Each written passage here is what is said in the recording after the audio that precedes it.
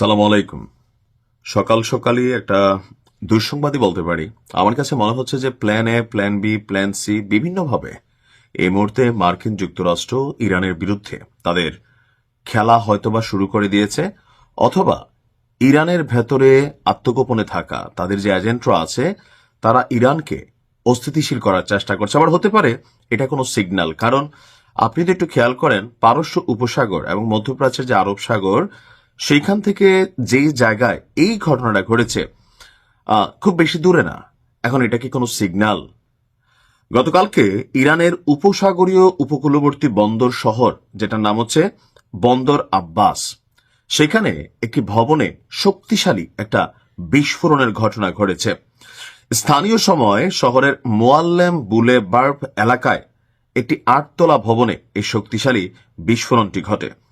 রাষ্ট্রীয় গণমাধ্যমের প্রতিবেদনে এএফপি বলছে যে বিস্ফোরণটি ভবনটির অন্তত 2টি তলা ধসিয়ে দিয়েছে।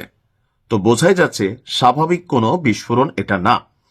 পাশাপাশি আশপাশে থাকা একাধিক যানবাহন, দোকানপাট ক্ষতিগ্রস্ত হয়েছে। ঘটনার পরপরই উদ্ধার এবং অগ্নি নির্বাপন দল সেখানে পৌঁছেছে। তবে বিস্ফোরণের কারণ সম্পর্কে এখনো আনুষ্ঠানিকভাবে ইরান সরকারের কাছ থেকে কোনো তথ্য জানানো হয়নি, এবং কি এই বিস্ফোরণে কি পরিমাণ মানুষ হতাহত হয়েছে বা ক্ষয়ক্ষতি হয়েছে সে সম্পর্কেও কোনো তথ্য পাওয়া যায়নি। ইরানের বিপ্লবী গার্ড বাহিনীর বলা হচ্ছে যে নৌবাহিনীর কোনো কমান্ডারকে লক্ষ্য করা হয়েছিল, যে ওই যে টার্গেট করা। যেমন ধরেন আমেরিকার প্ল্যান বি কি ছিল, যে আধা সামরিক, অথবা গত বছর জুনে যেমন যারা প্রধান প্রধান মানুষ আছিল ইরানের বিভিন্ন সেক্টরের খুবই গুরুত্বপূর্ণ, লাইক গত বছর পরমাণু বিজ্ঞানী, জেনারেল অফিসার আর্মির ঊর্ধ্বতন যারা আছেন তাদেরকে যেভাবে বেছে বেছে ওই পারে পাঠানো হয়েছে, তো বলা হচ্ছে যে এখানেও আইআরজিসির নৌবাহিনীর ঊর্ধ্বতন একজন কর্মকর্তার বাসা এটা ছিল, সেইখানে হয়তো টার্গেট করে কোনো অভিযান চালানো হয়েছে। আর এটার একটা প্রেক্ষাপট এই কারণে বলা হয়েছে যে 8 তলা ভবনটাতে এত বড় শক্তিশালী বিস্ফোরণ যেখানে ঘটলো, এটা কোনো সামরিক এরিয়া না। আবার পাশাপাশি এটা একটা আবাসিক ভবন, তো এখানে থাকে কারা? সাধারণ বাসিন্দারা। তো যতদূর এখানে ধারণা করা হচ্ছে বা সর্বশেষ তথ্য অনুযায়ী, যে এখানে সম্ভবত মার্কিন যুক্তরাষ্ট্র বা তাদের মিত্ররা আইআরজিসির কোন ঊর্ধ্বতন কর্মকর্তাকে টার্গেট করেই এই অভিযানটি চালিয়েছিল।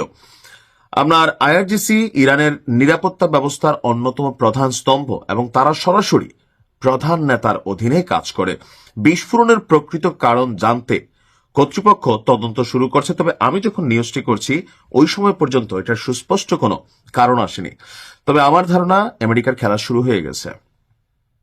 তারা সামরিক মহড়া চালাচ্ছে হুট করে। আপনি দেখেন এত বড় অভিযানের একটা আয়োজন করে 2টা নৌবহর সেখানে অপেক্ষমান, হাজার হাজার সেনাবাহিনীর সেনা সদস্যরা অপেক্ষমান। তো কেন আসলে হঠাৎ করে তারা মহড়ার দিকে যাচ্ছে? 2টা কারণের মধ্যে একটা হচ্ছে তাদের মিত্র আরব শক্তিগুলোকে তারা চাচ্ছে না এই মুহূর্তে বেকাইতে, অথবা সম্পর্কের জায়গা খারাপ করতে, অথবা এই যুদ্ধ পুরো মধ্যপ্রাচ্য জুড়ে ছড়িয়ে পড়বে, আমেরিকার জন্য ক্ষতি হবে, আরবদের জন্য একটা অস্থিতিশীল পরিবেশ তৈরি হবে। সো বেটার হচ্ছে যে আমেরিকা বা তাদের দুষ্টপুত্ররা যাদের যাদেরকে টার্গেট করেছে শুধুমাত্র তাদেরকে বালিশ ছাড়া শোয়াই দেওয়া। এখন ইরানের যারা ঊর্ধ্বতন এরকম কর্মকর্তারা আছেন, আমার মনে হয় যে তাদের অবস্থান পরিবর্তন করা দরকার। মানে তাদের যে নির্দিষ্ট ঠিকানাগুলো যেখানে তারা বসবাস করেন পরিবার সহ, সেখান থেকে তাদের অবস্থান পরিবর্তন করা এই মুহূর্তে ফরজ।